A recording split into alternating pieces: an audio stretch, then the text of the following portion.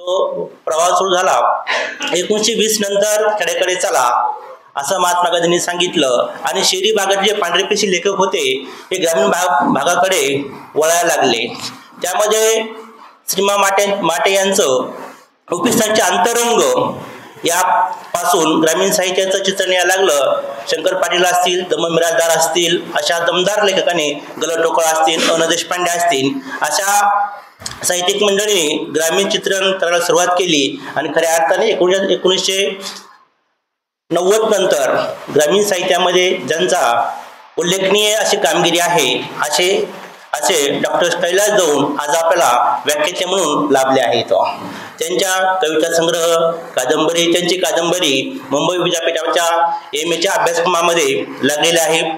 एवढंच नव्हे तर नागपूर, औरंगाबाद विद्यापीठ या वेगवेगळ्या विद्यापीठामध्ये सरांचे कविता संग्रह आणि कादंबऱ्या अभ्यासक्रमात लागले आहे. असे मोठे ज्येष्ठ साहित्यिक कवी आज आपल्याला व्याख्यानासाठी लाभले आहेत. त्याबद्दल मी प्रथमतः महाविद्यालयाच्या वतीने त्यांचं स्वागत करतो. आलेल्या पाहुण्यांचा स्वागत करणे हे आपले आद्य कर्तव्य आहे. म्हणून मी महाविद्यालयाचे प्राचार्य डॉक्टर BA चौरे सरांना विनंती करतो की त्यांनी आजचे प्रमुख व्याख्याते डॉक्टर कैलास दौंड सर यांचा सत्कार करावा.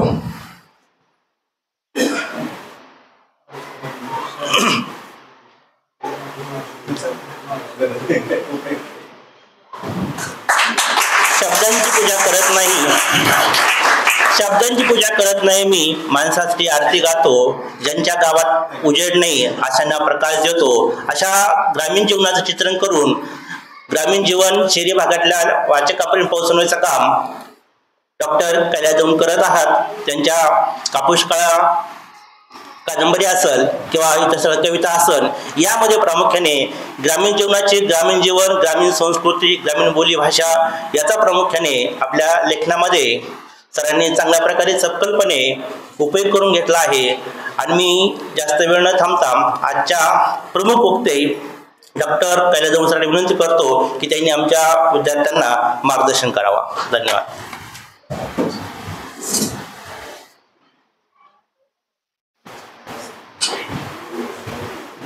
धन्यवाद सर. डॉक्टर बाबासाहेब जयकर व्याख्यानमाला या व्याख्यानमालेचं तिसरं पुष्प गुंफण्यासाठी मी तुमच्या समोर उभा आहे.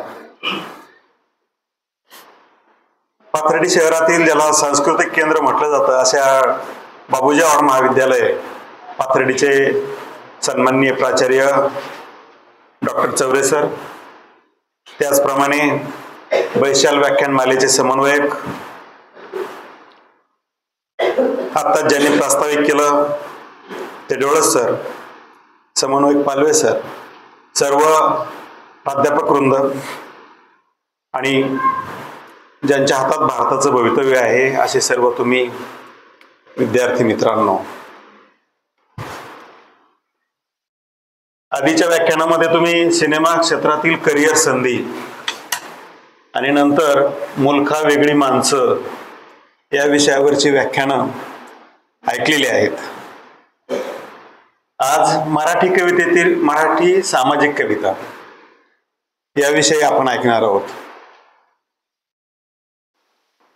या तिन्ही व्याख्यानांच्या विषयामध्ये एक सूत्र होतं,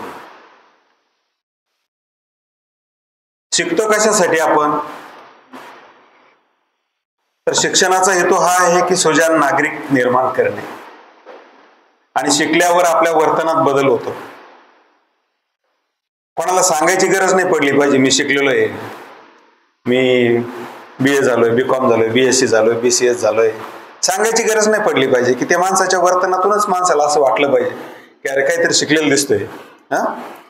वर्तनात बदल हे शिक्षणाचं पहिलं ध्येय आहे. आणि आपल्या देशातली गरिबी, आर्थिक परिस्थिती पाहता शिक्षणातून उपजीविका भागवली जावी हा सुद्धा शिक्षणाचा एक उद्देश आहे, त्याला लगोलग येणारा, जोडून येणारा. प्रत्येकाचे आई वडील स्वप्न पाहतात, आपण स्वतःही स्वप्न पाहतो की शिकून काहीतरी आपण बनूयात ज्यामुळे आपल्या कुटुंबाला स्थैर्य येईल, सिनेमा क्षेत्रातल्या संधी हे पहा, मध्ये ते नागराज मंजुळेंचे 2 चित्रपट हिट झाले आणि गावोगावी अनेक तरुणांना असं वाटायला लागलं की आपल्यात पण तो स्पार्क आहे. सुदैवाने आजच्या काळाने एक चांगलं साधन आपल्या हातात दिलं, ते म्हणजे मोबाईल. समाजामध्ये 2 प्रकारचे प्रवाह सध्या आढळतात. एक म्हणजे मोबाईलचा वापर करू नका सांगणारी पिढी, आणि दुसरी म्हणजे मोबाईल सतत हातात घेऊन वागणारी पिढी. हा जो संघर्ष आहे तो जुन्या नव्यांचा संघर्ष असतो. जुन्यांना आपला काळ चांगला वाटतो, नव्यांना नवं येणारं तंत्रज्ञान खुणावत असतं, आणि याच्यामधून एक सुवर्ण मध्य काढावा लागतो की नवं ते सगळंच चांगलं असतं असं नाही, आणि जुनं ते सगळंच टाकावं असतं असं सुद्धा नाही. मग काय केलं, गावोगावी खेडेगावी मुलांनी युट्यूब चॅनल्स बनवले, छोटे छोटे व्हिडिओ शूट करायला सुरुवात केली. एक काळ असा होता, पाणीचा फोटो जरी काढायचा म्हटलं आपल्याला, पासपोर्ट फोटो परीक्षा फॉर्मला देण्यासाठी, तर आपल्याला त्या स्टुडिओत जाऊन फोटो काढावा लागायचा, आणि तो 3-4 दिवसांनी तो फोटो द्यायचा. तो माणूस धुतलाच नाही, रोल भरलाच नाही, 36 फोटो झाल्याशिवाय तो काय रोल धुत नव्हता. आजच्या मीडियाने तुम्हाला क्विक फोटो काढला तुम्ही, तर तोच सुद्धा लगेच ऑनलाईन फॉर्मला तुम्ही जोडू शकता, प्रिंट पण घेण्याची गरज नाही. हा बदलता काळ आहे, आणि आपल्या हातात कॅमेरा आला, आपण फोटो काढू शकतो, शूट करू शकतो, आपल्या कल्पनांना आपण दृश्य रूप देऊ शकतो. त्यांनी सांगितलंच असेल काय काय संधी आहेत ते. मुलखा वेगळी माणसं. मुलूक म्हणजे काय, माझ्या विषयाकडे घेऊन जाण्यासाठी मी त्यांच्या विषयात थोडं घुसलेलो आहे. मुलूक म्हणजे प्रदेश. मुलूक म्हणजे काय, प्रदेश, भौगोलिक प्रदेश. मुलूक मैदानी तोफ हा शब्द तुम्ही ऐकला असेल कुठं, एखाद्याच्या भाषण असेल तर मोठ्या मोठ्याने वरडून बोलत असेल तर त्याला म्हणतात ही मुलूक मैदानी तोफ आहे. मोठ्याने बोलणं आणि विचार सांगण्यात फरक असतो. म्हणजे वक्ता फार मोठ्याने हाताने ओरडला, आरडाओरडा केला म्हणजे तो चांगला असं समजायचं काही कारण नसतं. तो विचार काय देतो हे महत्वाचं असतं. मुलूक मैदानी तोफ म्हणजे अनेक मोठा प्रदेश ते दणाणून सोडते, त्याला म्हणायचं मुलूक मैदानी तोफ. मुलखा वेगळी माणसं म्हणजे प्रदेशात, प्रत्येक भौगोलिक प्रदेशात आढळणारी वेगवेगळी माणसं. आता समजा तुम्ही इथं एक 70-75 मुलं बसलेले आहात, वेगवेगळ्या गावातून आलेले आहात. एकंदर परिस्थिती सगळीकडे सारखी असली तरी प्रत्येक गावाच्या वातावरणामध्ये थोडा थोडा फरक असतो, आणि म्हणून प्रत्येक माणसं, प्रत्येक मुलं, त्यांचा स्वभाव, त्यांचं वागणं बोलणं, त्यांची कौटुंबिक परिस्थिती हे सगळं वेगळं वेगळं असतं. पण त्याच्यातही ज्याच्यामध्ये जास्त वेगळेपण आहे त्याला काय म्हटलं जातं की हा माणूस मुलखा वेगळा आहे, सगळ्या मुलखामध्ये वेगळा दिसणार आहे. अशा मुलखा वेगळी माणसं काय करतात, त्यांचं काम वेगळं असतं, ते दुसऱ्यासाठी काहीतरी काम करत असतात, किंवा स्वतः काही काम केलं छंद म्हणून, कला म्हणून, तर ते नाविन्यपूर्ण करत असतात. मग हे सगळं एकंदर समाजात ज्या काही घटना घडत असतात हे लिहून ठेवण्याचं काम कोण करतं, इतिहासकार करतात. आणि इतिहासकाराला मदत करणारे लोक म्हणजे साहित्यिक असतात. ते लिहितात, कविता लिहितात, कथा लिहितात, कादंबऱ्या लिहितात, आणि 2 गोष्टी त्याच्यातून करतात ते. एक तर समाजाचं मनोरंजनही त्याच्यातून होतं, आणि दुसरं म्हणजे समाजाचं चित्र सुद्धा त्याच्यातून कळतं. चांगलं काय, वाईट काय समाजामध्ये आहे, समाजासमोर प्रश्न कोणते आहेत हेही कळतं. आणि मग एक कवितेतून व्यक्त होतं. जास्त करून कविता लिहायला सोपी असते, जास्त वेळ बैठक मारावी लागत नाही. चालता चालता कुठंतरी 4-2 ओळी सुचल्या माणूस लिहून घेतो, नंतर कधीतरी सुचतात त्याच पुन्हा पुन्हा वाचल्या म्हणजे, आणि मग कविता तयार होते. बाकीच्या गोष्टीला तसं नसतं. कथा लिहायची असेल, कादंबरी लिहायची असेल, आपल्याला आधी त्याचं एक सूत्र मनामध्ये जुळावं लागतं, ते कागदावर लिहावं लागतं, त्यातल्या घटना प्रसंग कोणकोणते घेणार याचं नियोजन करावं लागतं, आणि लिहिता लिहिता आपल्याला आणखी पण नवीन काही घटना प्रसंग सुचत जातात. ते सगळं एकत्रित मांडून एक गद्य कलाकृती तयार होते, कथेची किंवा कादंबरीची. पण कवितेच्या बाबतीमध्ये तसं नसतं. आपल्याकडं जी कविता आहे ही कविता साधारणतः 1110 इसवी सन 1110 पासून आपल्या मराठीमध्ये कविता उपलब्ध आहे. त्याच्यामध्ये विवेक सिंधू नावाचं एक पुस्तक आहे, ग्रंथ आहे, तो मुकुंदराज यांनी लिहिलेला आहे. त्या विवेक सिंधू मध्ये नावातच पहा, विवेक म्हणजे काय, बरं वाईट कळणारी बुद्धी. आपल्याला जी बुद्धी आहे त्या बुद्धीचा एक सेन्सर असा आहे त्या बुद्धीमध्ये की ही गोष्ट चांगली की वाईट हे आपल्याला कळतं. समजा आपण एखाद्या बागेतून चाललो, तिथं पेरूच्या झाडाला सुंदर सुंदर पेरू आलेले आहेत आणि ते पेरू पाहून आपल्याला खाण्याची इच्छा झालेली आहे आणि आपल्याला दिसतंय की तिथं मालक नाहीये, त्यांचं कोणी नाही शेतातलं. आपल्या मनात भावना होते चला एखादा पेरू तोडून आपण खाऊ. पण त्याच वेळेस आपल्या मनातला बुद्धी दुसरा कौल देते की अरे पण हे असं तोडणं हे घेणं म्हणजे ही चोरी आहे एक प्रकारची. मग आपल्या मनामध्ये द्वंद्व निर्माण होतं, आपल्या मनातच युद्ध सुरू होतं की घ्यावं की घेऊ नये. मग त्याच्यामध्ये जर आपण ते नाही घेतलं तर आपण ते काम विवेकाने केलं म्हणायचं, विवेक बुद्धीने केलं म्हणायचं. आणि जर घेतलं तर आपल्या विवेक बुद्धीवर अविवेकाने मात केली म्हणायचं. आणि अशा प्रकारे आपण चालत असतो. विवेक सिंधू मध्ये त्यांनी संस्कृत ग्रंथांचंच भाषांतर केलेलं आहे. पूर्वीचे जे प्राचीन ग्रंथ होते, विवेक सिंधू होता, त्यानंतर महानुभाव संप्रदायाचं साहित्य होतं लीळाचरित्र. लीळाचरित्र कोणी लिहिलं हा स्पर्धा परीक्षेला नेहमी प्रश्न विचारला जातो आणि बरीच मुलं चक्रधर स्वामी असं उत्तर लिहितात, ते चुकीचं असतं. तर माईम भट सारोळेकर या आपल्या अहिल्यानगर जिल्ह्यातीलच सारोळे गावचे ते पंडित होते माईम भट. त्यांनी लीळाचरित्राचं संकलन केलेलं आहे. गोविंद प्रभू आणि चक्रधर स्वामी यांच्या जीवनातील प्रसंग त्यांनी त्यात लिहून ठेवलेले आहेत, म्हणून ते लीळाचरित्र आहे. याच्यामध्ये सामाजिक पण गोष्टी आहेत. त्या लीळाचरित्रामध्ये एक गोष्ट आहे पहा, जी आजपर्यंत सुद्धा चालू आहे आणि त्याच्या आधी सुद्धा ती कमीत कमी 300-350 वर्ष असावी असं सांगितलं जातं. की त्याच्यामध्ये लिहिलेलं आहे, कावळियाचे घर शेणाचे असे. म्हणजे कावळ्याचं घर शेणाचं आणि चिमणीचं घर मेणाचं ही गोष्ट ते 12व्या शतकाच्या सुरुवातीपर्यंत ग्रंथात लिहिलेले आहे. तर त्याआधी ती 300 वर्ष तरी लोकांमध्ये प्रचलित असली पाहिजे. ही गोष्ट ही चालत का राहते कथा त्या कवितेमध्ये, त्या ग्रंथामध्ये. कावळा म्हणजे खरा कावळा नाही, खरा कावळा कधी शेणाचं घरटं बांधणार नाही, चिमणी कधी मेणाचं घरटं बांधणार नाही. तर समाज व्यवस्थेचं चित्रण त्याच्यातून घडतं. कावळा म्हणजे कुठेतरी आयतं भेटलं तिथं खायला जाणारा अशा वृत्तीचा पुरुष. चिमणी म्हणजे आपल्या घरातला नात्याचा ओलावा टिकून ठेवणारी, स्निग्धपणा मेणासारखा टिकून ठेवणारी स्त्री. तिथं तो कावळा पाहुणा जातो पावसात भिजल्यानंतर आणि त्यांच्या घरातलं सारं काही खाऊन घेतो आणि नुसतं खातच नाही तर खाता खाता खाल्ल्या अन्नाला लात मारून सुद्धा जातो, तिथं गाण करून सुद्धा जातो. ही सामाजिकता आहे त्या कवितेमध्ये. त्यानंतर आलेला ज्ञानेश्वरी सारखा जर ग्रंथ पाहिला आपण संत ज्ञानेश्वराचा, मी तर नेहमी सांगतो मराठी कविता वैयक्तिक भावभावनांनी परिपूर्ण आहे. मराठी कवितेमध्ये सामाजिक भावभावनांचा सुद्धा खूप मोठा परिपोष आहे. मराठी कवितेत कुसुमाग्रजांसारख्यांच्या मराठी कवितेमध्ये राष्ट्रीय भावनांचा सुद्धा परिपोष आहे. परंतु त्याही आधी त्याही पुढे जाणारं संत ज्ञानेश्वरांनी वैश्विकता सुद्धा मराठी कवितेत आणलेली आहे. आता विश्वात्मके देवे, भेद भावाच्या पलीकडे जाऊ. भाषा भेद नाही, प्रांत भेद नाही, जाती भेद नाही, वर्ण भेद नाही, पंथ भेद नाही. डायरेक्ट विश्वात्मक देवाला, विश्वाचा जगाचा कोण असेल निर्माता, वेगवेगळ्या धर्मात त्याला वेगवेगळी नावं असतील, त्या खोलात न जाता ज्ञानेश्वरांनी सांगितलं की मी विश्वात्मक देवाला प्रार्थना करतो.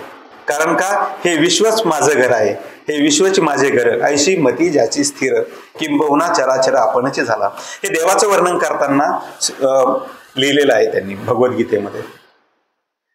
हे झालं धार्मिक ग्रंथाच्या बाबतीमध्ये. 1920 शतक लागलं. 1905 मध्ये केशवसुत सारख्या कवीचा मृत्यू झाला. त्याआधी त्यांनी कविता लिहिल्या. शिक्षक होते रत्नागिरी जिल्ह्यामध्ये, पंतोजी पद्धतीच्या शाळा असायच्या त्या काळामध्ये. इंग्रजी शिकलेले होते. इंग्रज आपल्या देशामध्ये आले आणि आपल्या देशात खूप मोठे बदल झाले, क्रांतिकारक बदल झाले. इंग्रज जर आपल्या देशात आले नसते, त्यांनी जर आपल्यावर काही दिवस राज्य केलं नसतं, तर आजही आपल्या भारतासारख्या देशामध्ये 35-40 देश राहिले असते, छोटे छोटे देश. यांचा एकमेकाशी अजिबात ताळमेळ राहिला नसता. हे एकमेकाशी युद्ध लढाई करत राहिले असते आणि आज जितके गरीब आहोत याच्यात 10 पट आणखी गरीब राहिलो असतो आपण. इंग्रज आले आणि एक संघ देश निर्माण झाला. हा भारत देश आहे ही भावना निर्माण झाली. माणसाला लोकांच्या मनाला पण किंमत असते, लोक समूहाला सुद्धा किंमत असते हे कळालं. इंग्रजी शिक्षणामुळे माणसाची मनं सुद्धा सुधारली, आपण किती जरी नाव ठेवत असलो त्यांना तरी. आणि त्यामुळं त्याचा परिणाम इथल्या शिक्षण व्यवस्थेवर झाला, इथल्या विचार करण्याच्या पद्धतीवर झाला. जे लोक त्या काळात इंग्रजी शिकले सुरुवातीला त्यामधील एक केशवसूत होते. आणि मग केशवसूतांच्या अगोदरच्या ज्या कविता होत्या, ग्रंथासारख्या होत्या, त्याच्यामध्ये मेल्यानंतर स्वर्ग मिळेल असं आमिष दाखवलेलं होतं. केशवसूतांनी पहिल्यांदा सांगितलं की माणसांच्या भावनांना किंमत आहे, माणसाच्या आचरणाला किंमत आहे, माणसाने मिळून मिसळून राहण्याला किंमत आहे. आणि म्हणून ते म्हणाले, अशी तुतारी द्यामज आणुनी फुंकीन मी जी स्वप्राणाने भेदून टाकीन गगने सगळी दीर्घ तिच्या त्या किंकाळीने. मला तुमचं हे पोथ्या पुराण वाचण्यात रस नाही, मला हे माणसं माणसाशी जोडायचे आहेत. त्यांनी पाहिलं की समाजामध्ये माणूस म्हणताना वर्गणी गोळा करायची असली की माणूस म्हणतो सगळे आपण एक आहेत, सगळ्याकडून वर्गणी घ्यायची. फायदा घ्यायचा म्हटलं की मग लगेच नाही म्हणतात आम्हाला जास्त फायदा मिळाला पाहिजे. अशा पद्धतीचे समाजातला दुटप्पेपणा त्यांनी पाहिला. आणि ते म्हणाले, ब्राह्मण नाही शूद्रही नाही नमी एक पंथाचा, पतित तेच की जे आखडती प्रदेश साकल्याचा. मी ब्राह्मण नाही शूद्र नाही, मग मी जाती भेदात गुंतणारा नाही, मी वर्ण भेदात गुंतणारा नाही. जे लोक असा भेदभाव करतात ते पतित आहेत, पापी आहेत. ते साकल्याचा म्हणजे सगळा अखंड असलेला प्रदेश ते तुकड्या तुकड्यात वाटतात. हे केशवसूतांनी पहिल्यांदा लिहिलं. झुपूर जा पोरी जा असं जर घाईघाईत म्हटलं तर झुपूर जा असा त्याचा उच्चार. त्याच्यातून त्यांना हे सुचवायचं होतं की एखादं दृश्य धुसर दिसतं, पण त्या धुसर दृश्याच्या पाठीमागे काय असतं. झुपूर जा, हरपले श्रेय, सतार अशा अनेक प्रकारच्या कविता त्यांनी लिहिल्या आणि ते मराठी कवितेमध्ये नवीन होतं. म्हणून मराठी सामाजिक कवितेची सुरुवात ती केशवसूतांच्या कवितेपासून समजली जाते. केशवसूताला आधुनिक मराठी कवितेचं जनक सुद्धा म्हटलं जातं. केशवसूतांच्यामुळं लोकांना कळालं की आपलं जीवन जे आहे याच्या पण कविता लिहिता येतात. ऋषींचं जीवन, राजे महाराजांचं जीवन, रामाचं जीवन, कृष्णाचं जीवन याच्यावर जसे महाकाव्य झालेत, तर माणसाच्या जीवनावर पण लिहिता येतं, सामान्य माणसाच्या जीवनावर लिहिता येतं याचं भान निर्माण झालं. त्याच काळामध्ये एक कवी खूप प्रसिद्ध होऊन गेले, त्यांचं नाव होतं बालकवी त्र्यंबक बापूजी ठोंबरे. अवघा 28 वर्ष वय त्यांना लाभलं. 28व्या वर्षी त्यांचा मृत्यू झाला. तोपर्यंत त्यांनी ज्या कविता लिहिल्या होत्या त्या त्यांच्या वैयक्तिक भावभावनेवरच आधारित होत्या. आनंदी आनंदगडे इकडे तिकडे चोहीकडे, वरती खाली मोद भरे आनंदी आनंदगडे. किंवा ती फुलराणी सारखी कविता, सकाळी सूर्य उगवत आहे, सूर्याची किरणं एका फुलाच्या कोवळ्या कळीवर पडत आहेत आणि ती कळी हळूहळूने उमलत आहे. हे दृश्य पाहून बालकवींना वाटलं की तो रविकर जो आहे, रवीचा किरण, सूर्याचा किरण जो आहे तो जणू त्या कळीला मागणं घालायला आलेला आहे आणि ती कळी त्या मागण्यानं प्रेमानं उमलत आहे. त्या कवितेचं नाव ती फुलराणी. ती फुलराणी या नावाची भुरळ पुढे अनेक ज्येष्ठ लेखकांना पडली.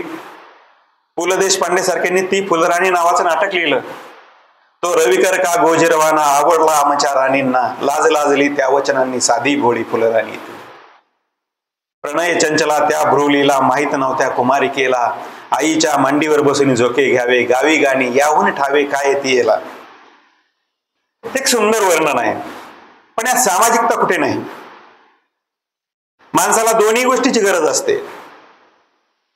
माणसाला फक्त विचारांचीच गरज असते असं नाही, माणसाला मनोरंजनाची सुद्धा गरज असते. माणूस म्हणजे काही असं एखादा रोबोट नाहीये त्याच्यामध्ये विशिष्ट प्रोग्राम भरला म्हणजे तो चलेल. माणसाला वैयक्तिक भावभावना असतात, आनंद, दुःख, हर्ष, द्वेष, राग, मत्सर या सगळ्या भावना असतात. पण या सगळ्या भावनेवर मात करणारी एक सामाजिकतेची भावना असते. आणि म्हणून घरात किंवा आपण आपल्या मित्रामध्ये असताना आपल्याला कोणाचा राग असेल, द्वेष असेल, काही असेल तरी समाजामध्ये जाताना, माणूस म्हणून जाताना आपण समाजाला पूरक आणि पोषक वागण्याचा प्रयत्न करत असतो. की आपल्या वैयक्तिक भावभावना लोकांना दिसू नये त्याची आपण काळजी घेत असतो. म्हणून सामाजिक कवितेला खूप महत्व आहे. केशवसूतांच्या नंतर सामाजिक कवितेच्या क्षेत्राकडे जाताना रविकिरण मंडळ नावाची एक मोठी संस्था महाराष्ट्रामध्ये उदयाला आली होती. त्या काळात काय होतं, नोकऱ्या खूप होत्या. जेवढे लोक शिकलेत त्यांच्यापेक्षा नोकऱ्यांचं प्रमाण जास्त होतं. नोकरांपेक्षा नोकऱ्या जास्त होत्या, म्हणून शिकलं की नोकऱ्या लागायच्या. साधारणपणे 1990 पर्यंत ही स्थिती संपत आलेली होती.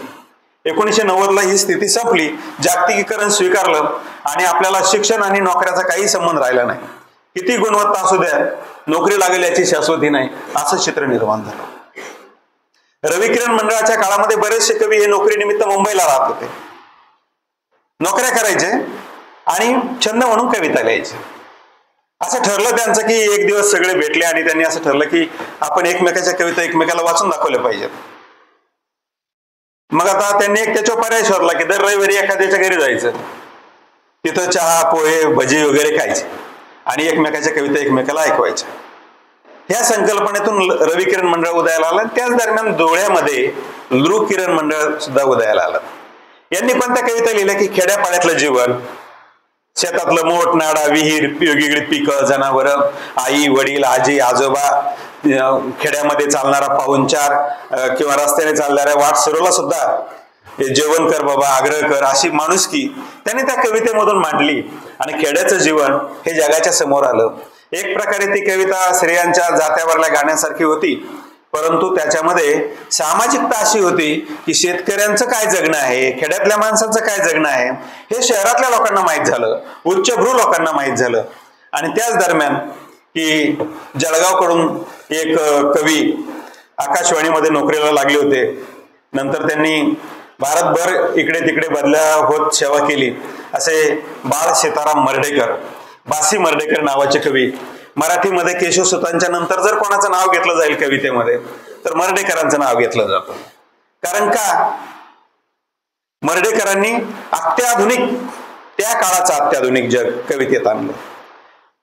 पिपात मेले ओल्या उंदीर, मंतरली जशी रात्र दिव्याविन.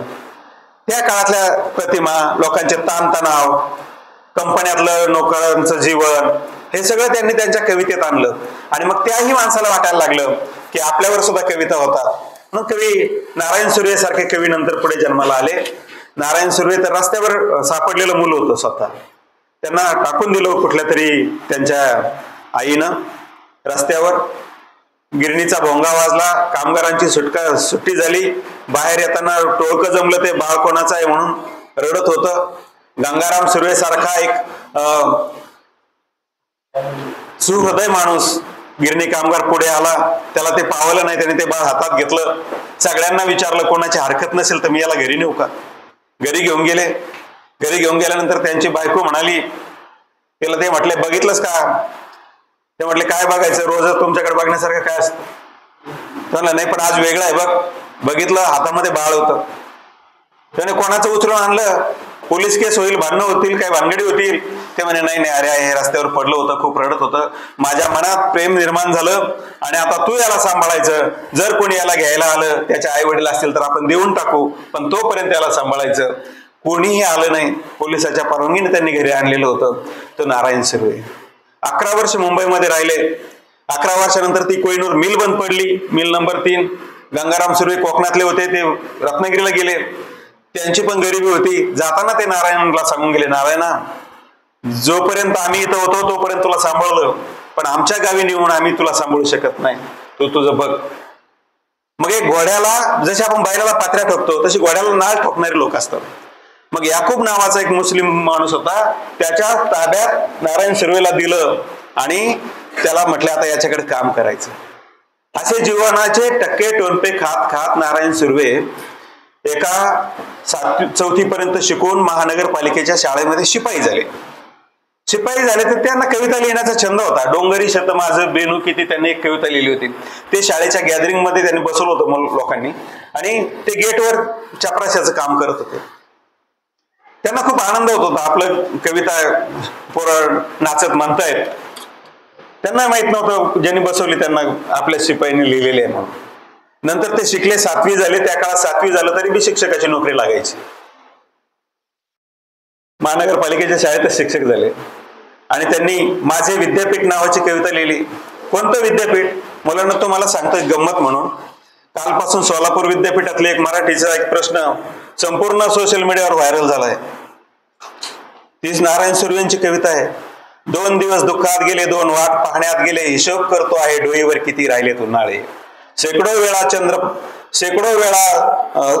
चंद्र फुलला, तारे धुंद झाले, भाकरीचा चंद्र शोधण्यातच जिंदगी बर्बाद झाली, अशी कविता लिहिणारे. आणि ते सोलापूर विद्यापीठाच्या प्रश्नपत्रिकेत दर वळी 4-5 चुका आहेत. आम्ही तर मागणी केली की त्यांना निलंबित करा, ज्यांनी कोणी काढले असतील त्याला. एखादी चूक 2-3 चुका होऊ शकतात, दरवेळी 2-2, 3-3 चुका. आणि मराठी भाषेला तर अभिजात भाषेचा दर्जा मिळालाय. आणि आपण चाललोत कोणत्या दिशेनं? त्याच्यात एकाने उत्तर दिलं विद्यापीठ प्रशासनाने की व्हॉइस टायपिंग केलं. व्हॉइस टायपिंग केलं म्हणजे चुकीचं टायपिंग करायची परवानगी आहे का? नाही. ही आपली ज्ञान परंपरा आहे. ही ज्ञान परंपरा आपल्याला जपावं लागेल, जतन करावं लागेल. नारायण सुर्वे यांच्या मुळं तर असं झालं की त्यांनी लिहिलं, कामगार आहे मी तळपती तलवार आहे, सारस्वतानं थोडासा गुन्हा करणार आहे. सारस्वत म्हणजे लिहिणारे लेखक कवी. त्यावेळेस जे उच्च विद्याभूषित किंवा असे सदाशिव पेठेत पुण्यासारख्या राहणारे लोक होते. खाण्यापिण्याची विवंचना नव्हती. जर श्रावण महिना असेल, अधिक मास असेल, कोणाच्या तिथं पूजा घातली तर 10-5 हजार रुपये मिळत असत. एकंदर श्रीमंती होती. ते लोक लिहित असत. पण गोरगरिबांनी काय लिहायचं?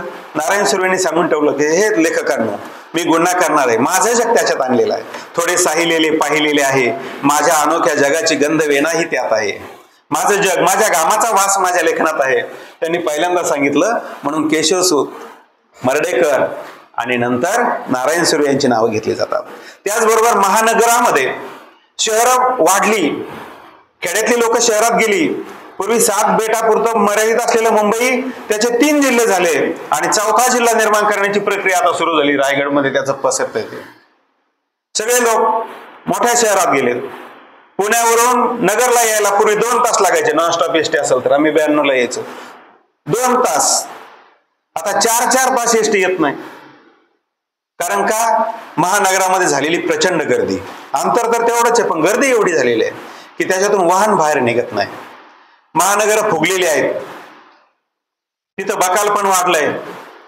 या बकाल जीवनाचा अनुभव घेणारे नामदेव ढसाळांसारखे कवी पुढे आले आणि त्यांनी या जगातला दंभ, या जगातला माणसाचं फाटलेपण त्यांच्या कवितेतून आलं. आणि कवितेतून प्रश्न विचारला, स्वातंत्र्य कुठल्या गाढवीचं नाव आहे?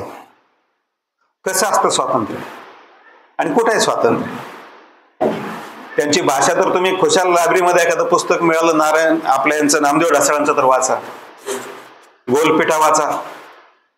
रसाळ नामदेवांची भाषा आपण ज्ञानेश्वरांच्या काळात पाहिली तर तिथपासून ढसाळ नामदेवांच्या भाषेपर्यंत झालेला हा जो प्रवास आहे, हा प्रवास केवळ कवीच्या प्रतिभेचा नाही, हा केवळ कवितेचा प्रवास नाही, तर हा सामाजिक दुभंगलेपणाचा परिणाम आहे. आणि हा परिणाम जिवंत ठेवण्याचं काम कोंडवाडा सारख्या कविता संग्रहातून दया पवारांनी केलं. अनेक दलित कवींनी केलं, ग्रामीण कवींनी केलं आणि आपली सामाजिकता जपण्याचा प्रयत्न केला. मी तुम्हाला हे यासाठी सांगतो की बहुतेक जण आपण खेड्यातून आलेलो आहोत. पाथर्डीत जरी राहत असलो आपण तर हे सुद्धा खेड्यापेक्षा काही वेगळं नाही. काय वेगळं आहे पाथर्डीमध्ये खेड्यापेक्षा? काहीच नाही. या वेगळेपणामध्ये आपल्याला टिकायचं आहे. आपल्याला पाय रोवून घट्ट उभं राहायचं आहे. आपल्याला आपल्या जीवनामध्ये काहीतरी करायचं आहे. चांगलं माणूस बनायचं आहे. आपल्याला आपल्या कुटुंबापुरतं उपजीविकेचं काहीतरी साधन शोधायचं आहे, धुंडायचं आहे. आणि हे उपजीविका तर हा प्राथमिक गरज आहे. अन्न हे पूर्ण ब्रह्म म्हटलं जातं. ब्रह्म म्हणजे ध्येय. अन्न मिळवणं नाही तर ध्येय आहे. परंतु आपल्याला चांगलं जीवन सुद्धा जगायचं आहे. हे जगण्यासाठी आपल्याला इतरांपेक्षा काहीतरी अधिक करण्याची गरज आहे. आणि परमेश्वराने किंवा निसर्गाने प्रत्येकाला काही ना काहीतरी खास दिलेलं असतं, पण ते आपल्याला कळायला उशीर लागतो. त्याला स्वत्वाचा शोध म्हणतात. स्वत्वाचा आपल्याला काय दिलं परमेश्वराने याचा शोध घेण्याचा जो प्रयत्न करील ना त्याचा शोध लवकर लागेल. काही काहींना आयुष्याच्या शेवटपर्यंत लागत नाही स्वत्वाचा शोध, कारण ते प्रयत्न करत नाहीत. ते आलंय वाट्याला तसं जीवन जगत राहतात. परंतु स्वत्वाचा शोध, आपल्याला वेगळं काय दिलंय आणि जे वेगळं दिलंय आपल्याला जर सापडलं तर आपण त्याच्यातच विकास करू शकतो आणि त्याच्यातच आपण पुढे जाऊ शकतो. म्हणून समाज समजून घेण्यासाठी आपल्याला सामाजिक कविता उपयोगी पडतात. एकटा माणूस किती अनुभव घेईल, आपण दररोज किती फिरू, पण आपल्याला दिसणारी लोक, आपण जे वाचन करतो त्याच्यातून दिसणारा समाज हा आपल्याला एक प्रकारे अनुभव देत असतो. तो अनुभव स्वीकारून आपल्याला आपल्या भावी आयुष्याची वाटचाल करायची आहे. आज पहा कुठं एक जागा असेल ना शिपायची, एक जागा सरकारी याच्यामध्ये PhD झालेले लोक सुद्धा अर्ज करतात. याचं कारण काय? त्या PhD वाल्यांचा दोष नाही.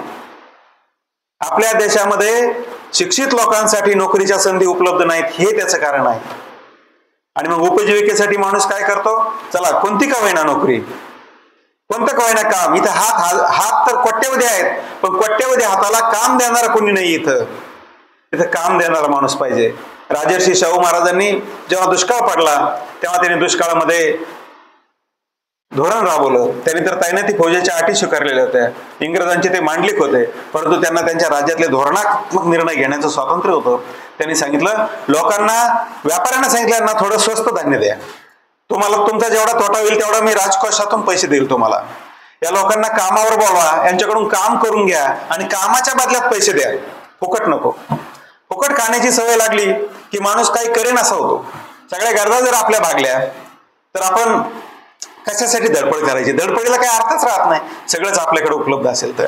म्हणून अपूर्णतेची जाणीव मनात कायम ठेवायची की आपण आपल्याकडे जे आहे ते अपूर्ण आहे आणि आपल्याला परिपूर्ण होण्याचा प्रयत्न करायचा आहे. अपूर्णतेची जाणीव माणसाला यशस्वी बनवते आणि परिपूर्णतेची जाणीव माणसाला आळशी बनवते. मुलांनो, या निमित्तानं इथं आदरणीय सरांनी मला बोलवलं आणि तुमच्याशी संवाद साधण्याची संधी प्राप्त करून दिली. आजच्या काळामध्ये तुम्ही ऐकून घेता एवढं शांतपणे, याचंही मला फार कौतुक वाटलं. कारण आजकाल प्रत्येकाला बोलायचं आहे, प्रत्येकाला दुसऱ्याला काहीतरी सांगायचं आहे आणि ऐकून घेण्यासाठी कोणाकडे वेळ नाही. परंतु विद्यार्थी दशेमध्ये याच महाविद्यालयामधून आम्ही शिकलो, याच महाविद्यालयामध्ये आम्ही अनेक थोर लोक अनुभवले. इथंच आम्ही नारायण सुर्वे यांच्या कविता ऐकल्या, इथंच आम्ही दमा मिराजदारांच्या हस्ते बक्षीस घेतले. आणि खरंच मोठी ज्ञान परंपरा की तालुक्याच्या ठिकाणी असे विद्यालय असतात, महाविद्यालय असतात, अकॅडमिक सगळं शिकवलं जातं, परंतु हे जे अवांतर उपक्रम आहेत हे आपल्याला जास्त काहीतरी जास्तीचं देऊन जातात. हे जास्तीचं देणारे जे उपक्रम आहेत या उपक्रमामुळं आपल्याला एक प्रेरणा मिळते, काहीतरी करून पाहण्याची संधी मिळते. अत्यंत एक चांगलं ग्रंथालय आपल्या महाविद्यालयामध्ये आहे, त्याचा तुम्ही अवश्यपणे अधिकात अधिक लाभ घ्या अशी तुम्हाला मी सूचना करतो आणि माझं भाषण संपवतो. धन्यवाद.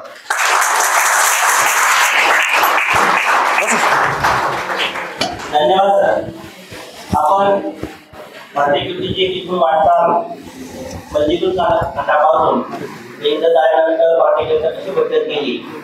सुरुवातीची कविता, रवींद्र कविता, वासम वाडेकरांची 9 कविता आणि 1960 नंतर भारतीय साहित्यामध्ये जे वेगवेगळे प्रवाह आले, दलित साहित्य असेल, दलित साहित्य असेल, सेवादी साहित्य असेल, भारतीय साहित्य असेल, गांधीवादी साहित्य असेल, या साहित्याने त्या साहित्यामध्ये कशा प्रकारे सामाजिक कार्य, दामोदर ढसाळ, देशमुख मनोहर, दया पवार अशा अनेक सामाजिक कवितेच्या काव्यपंक्ती समोर ठेवून आपण सविस्तर भारतीय कवितेची वाटचाल समजून सांगितली.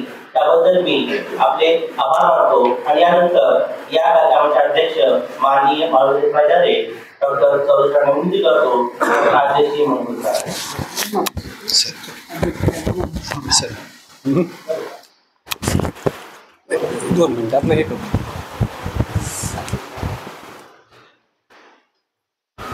बाबूजी आव्हाड महाविद्यालय पाथर्डी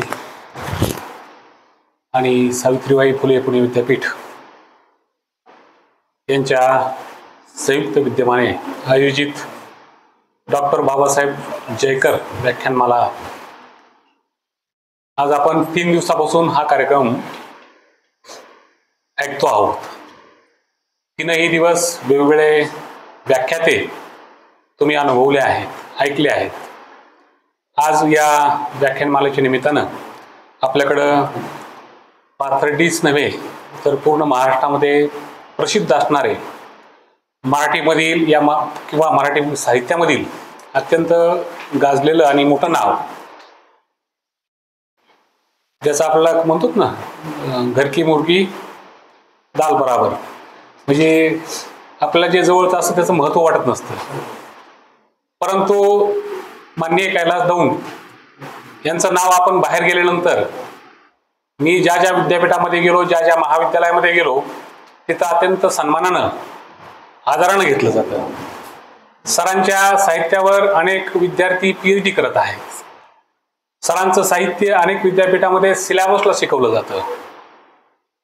असे माननीय कैलास दौंड पाथर्डी तालुक्याचे भूमिपुत्र आहेत आणि आपल्या महाविद्यालयाचे विद्यार्थी आहेत. हे खरं तर आपल्यासाठी अत्यंत अभिमानाची गोष्ट आहे. आणि एवढं मोठं नाव असतानाही ज्या वेळेस आम्ही त्यांना बोलवतो, हक्कानं बोलवतो, त्यावेळेस अत्यंत बिझी शेड्यूल असतानाही वेळातून वेळ काढून आपल्याकडे ते येतात. मला वाटतं पाठीमागाचा आपण एक परिसंवाद घेतला होता, त्यावेळेसही सर आलते.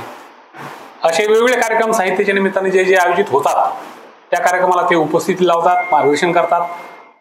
आजही त्यांना आपण ज्यावेळेस निमंत्रित केलं त्यावेळेस त्यांनी कोणताही आढावेढा न घेता या कार्यक्रमाला हजेरी लावली. त्यांनी मार्गदर्शन केलं. मराठी कवितेचा मुकुंदराजपासून नामदेव ढसाळापर्यंत हा जो प्रवास आहे तो अत्यंत साध्या आणि सोप्या भाषेमध्ये तुम्हाला समजेल असा तुमच्यासमोर मांडला. खरं तर त्या माध्यमातून आम्हालाही आमच्याही ज्ञानात भर पडले. कारण की जरी मातृभाषा मराठी असली तरी मराठीमधल्या एवढ्या साहित्य बाबतीत एवढं गहन आणि एवढे बारकावे सगळ्याच लोकांना माहिती असतील असं नाही, आणि मी त्याच्यामधला एक आहे. त्यामुळं तुमच्या व्याख्यानानं सर अत्यंत त्या सगळ्या कवी परंपरेचा, त्या कवितांच्या वैशिष्ट्याचा आज आम्हाला उलगडा झाला. त्याबद्दल महाविद्यालयाच्या वतीने मी त्यांचं आभारही मानतो. आणि प्रत्येक दिवशी व्याख्यानाला अध्यक्षीय समारोप करावाच असं काही हे नसतं. व्याख्यान महत्त्वाचं असतं. मला तर काही रोजच ऐकता तुम्ही, प्रत्येक भाषण झालं की 2 मिनिटं असतंच माझं, ते काही फार महत्त्वाचं नाही. पुन्हा एकदा मी सरांना याबद्दल धन्यवाद देतो. आणि असंच ज्या वेळेस आम्हाला गरज लागेल त्यावेळेस आपलं महाविद्यालय म्हणून, तुमचं महाविद्यालय म्हणून येत राहा, आम्हाला मार्गदर्शन करत राहा, हीच अपेक्षा व्यक्त करतो आणि थांबतो. धन्यवाद. धन्यवाद. सांगू शकतो 31 जानेवारी 2025 रोजी आपल्या महाविद्यालयामध्ये कवी संमेलनाचं आयोजन केलं आहे. त्यानिमित्तानं सर्व सांगितलं तर सारे लोकांनी सरांपर्यंत पोहोचलेलं आहेच. काल सरांचं पूर्ण कार्य त्यानंतर त्यांचं आपल्याकडे विद्यार्थ्यांनी पण कमिशन भाग घ्यायचा असेल तर त्या विद्यार्थ्यांनी माहिती विभागात येऊन आपलं नाव नोंदवायचं आहे. धन्यवाद. त्यानंतर या 3 दिवसीय व्याख्यानमालेचा समारोप करण्यासाठी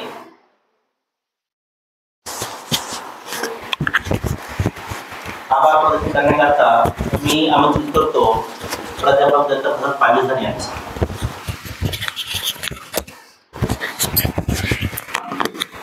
सावित्रीबाई फुले पुणे विद्यापीठ बैशाल शिक्षण मंडळ आणि पार्थ विद्याप्रसारक मंडळाचे बाबूजीवाड महाविद्यालय यांच्या संयुक्त विद्यमाने आयोजित ही 3 दिवसीय डॉक्टर बाबासाहेब जयकर व्याख्यानमाला आज संपन्न होत आहे. ही व्याख्यानमाला घेण्यासाठी बैशाल शिक्षण मंडळाने दिलेली परवानगी, त्यांच्याबद्दल मी बैशाल शिक्षण मंडळाचे आभार मानतो. तसंच महाविद्यालयाचे प्राचार्य डॉक्टर चौरे सर यांनी ही व्याख्यानमाला आयोजित करण्यासाठी परवानगी दिली, त्यांचे या ठिकाणी आभार मानतो. पहिल्या दिवशी उद्घाटनाच्या सत्रामध्ये डॉक्टर गोकुळ क्षीरसागर सर यांनी आपल्या तरुणांसमोर सिनेमा क्षेत्रात असणाऱ्या विविध उपलब्ध संधी आणि त्यातून आपण मिळवू शकणारे रोजगार याविषयी मार्गदर्शन केलं, त्यांचे या ठिकाणी आभार मानतो. काल डॉक्टर ढोले यांनी मुलखा वेगळी माणसं या सत्रामध्ये 2 प्रमुख व्यक्तिरेखा आपल्यासमोर साकारल्या. त्यातली पहिली व्यक्तिरेखा होती ती म्हणजे डॉक्टर बाबा आमटे आणि दुसरी व्यक्तिरेखा होती ती म्हणजे महाराष्ट्राचे पहिले मुख्यमंत्री यशवंतराव चव्हाण. त्याबद्दल मी ढोले सरांचे आभार मानतो. आज समारोपाच्या सत्रामध्ये डॉक्टर कैलास दौंड यांनी मराठी सामाजिक कविता किंवा कवितेतला सामाजिक भाव या विषयावर मराठी भाषेचा साधारणतः 1000 वर्षाचा इतिहास थोडक्यात आपल्यासमोर उलगडून दाखवला. आणि ही कविता आपल्याशी कशी निगडीत होत गेली किंवा आपल्या सर्वांच्या भावना कवितेतून कशा व्यक्त होत गेल्या हे आपल्यासमोर सादर केलं, त्याबद्दल त्यांचे आभार मानतो. तसेच माझे सर्व सहकारी सूत्रसंचालन करणारे डॉक्टर डोळस, माझे सर्व सहकारी, सर्व विद्यार्थी की ज्यांनी ह्या 3 दिवसामध्ये शांतपणे या कार्यक्रमाला वेळेवर उपस्थिती लावली आणि सर्व कार्यक्रम शांतपणे त्यांनी व्याख्यान ऐकले, व्याख्यानाला चांगला प्रतिसाद दिला, त्याबद्दल सर्वांचे आभार मानून प्राचार्यांच्या परवानगीने आजचा ही व्याख्यानमाला संपन्न झाली अशी मी जाहीर करतो.